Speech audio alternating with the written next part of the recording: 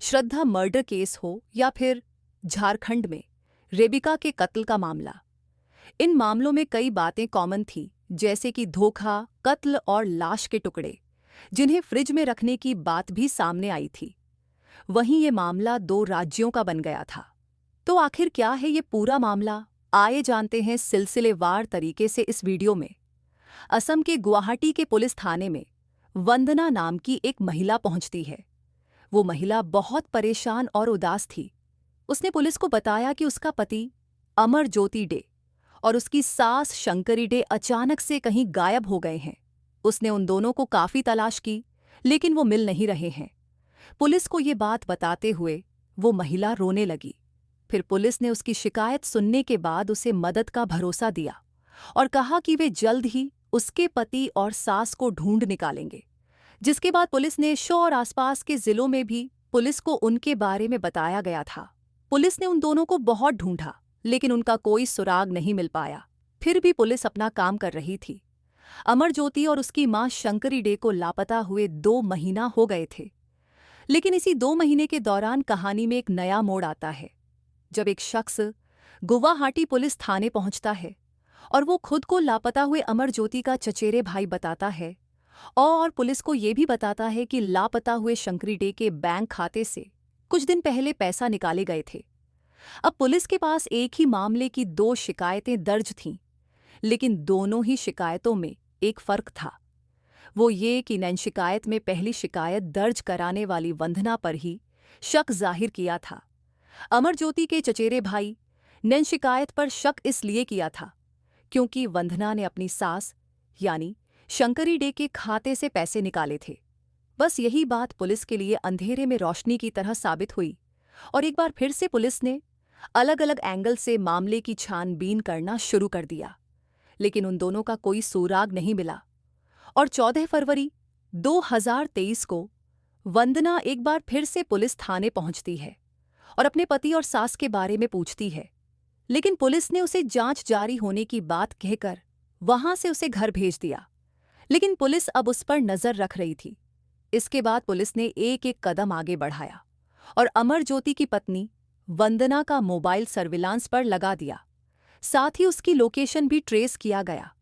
इसी दौरान पुलिस को उसकी गतिविधियों पर शक हुआ। इसके बाद सारे सबूतों को एक जगह रखकर देखा गया और कॉल रिकॉर्डिंग और मोबाइल लोकेशन की जांच की गई, तो ऐसा खुलासा हुआ कि सब हैरान रह गए। दरअसल पुलिस को पता चलता है कि अमर ज्योति डे और उनकी मां शंकरी डे इस दुनिया में नहीं है, उनकी हत्या की जा चुकी है। पुलिस को छानबीन में पता चला कि पहला कत्ल शंकरी डे का हुआ था, जबकि दूसरा मर्डर अमर ज्योति डे का हुआ था। ये दोनों कत्ल की वारदात गुवाहाटी के चांदमारी और नरेंगी इलाकों में अलग अलग जगहों पर अंजाम दी गई थी। पुलिस ने इस मामले की जांच को आगे बढ़ाते हुए करीब 7 महीने बाद जब कातिल का खुलासा किया तो हर कोई हैरान रह गया। अमर ज्योति डे और उनकी मां शंकरी डे का कातिल कोई और नहीं बल्कि उनकी बहू वंदना ही थी, जिसने अपने प्रेमी और एक दोस्त के साथ मिलकर इस सनसनीखेज वारदात को अंजाम दिया था।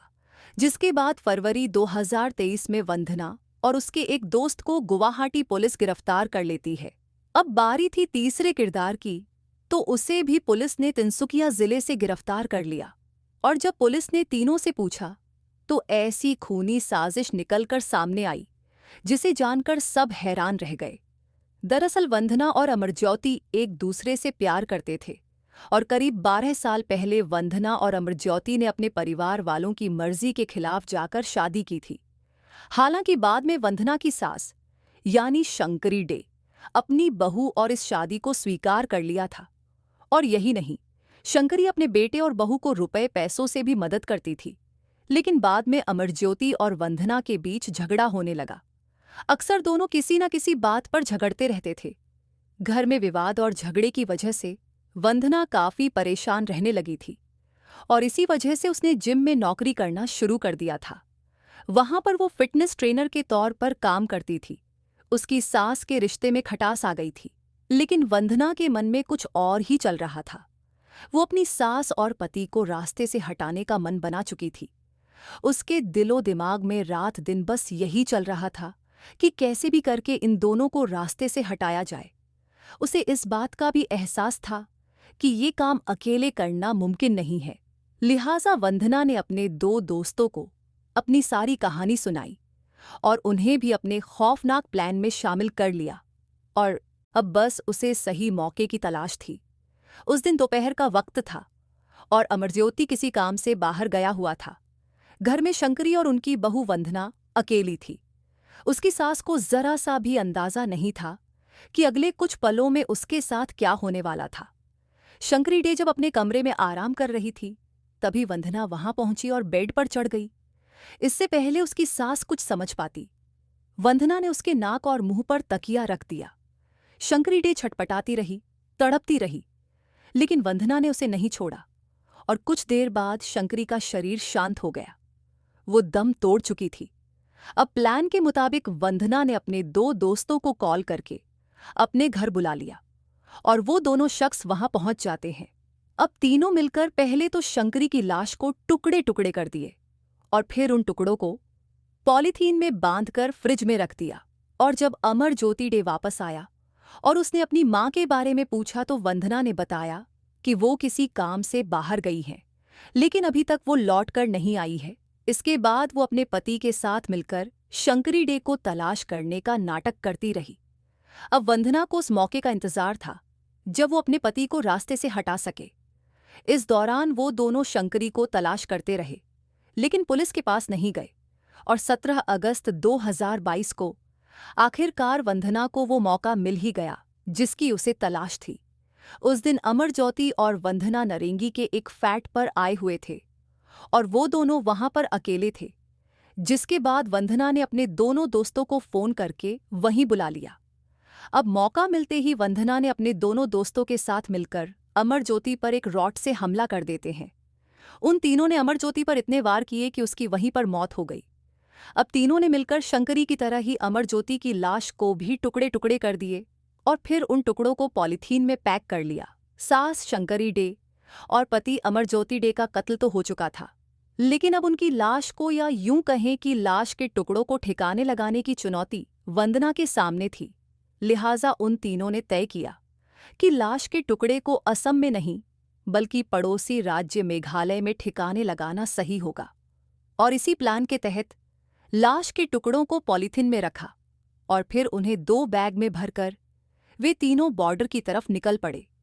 फिर मेघालय की सरहद में दाखिल होने के बाद पहाड़ी वाले जगह पर खड़े होकर लाश के टुकड़ों से भरे बैग्स को अलग अलग खाइयों में फेंक दिया और इसके बाद वो तीनों वापस लौट आए।